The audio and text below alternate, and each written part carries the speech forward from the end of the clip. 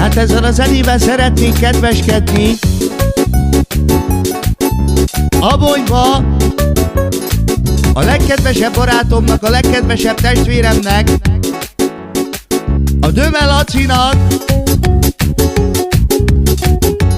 és továbbá ezzel szeretnék kifejezni ezzel a zenével a Laci, a két fia felé, a Lacika felé és a Brian felé, hogy mennyire szereti őket.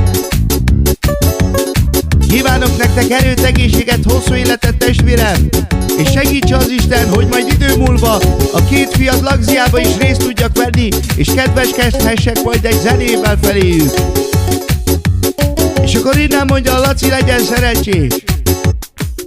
Jaj, a fiaimnak én mindent megadok. Én fiaim, szeretlek titeket nagyon. Úgy szeretlek, úgy imádlak, a világért nem adnálak. Jala van a te, riditala, tirananananana. Innen mondja Laci. Lacika, Brian, úgy szeretlek titeket, úgy imádlak, a világért nem adnálak. Jala van, telomá, riditali, mondja Laci. Jaj, a két fiamnak én mindent megadok. Én kisfiam, szeretlek titeket nagyon. Fiaim, úgy szeretlek titeket, úgy imádlak, a világért nem adnálak. Jalamán, telomán, riditala.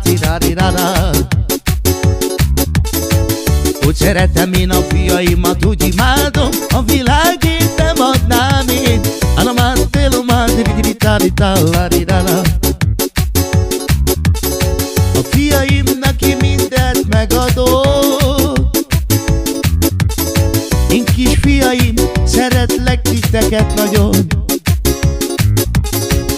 Amíg élek, bántodásotok nem lesz. Nagyon szeretlek én titeket. Mondja Laci. A szerelmeimnek mindent megadok.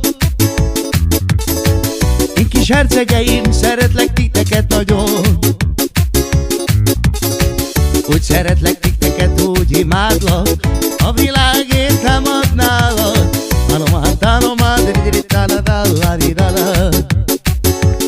Lacika, Brian, úgy szeretlek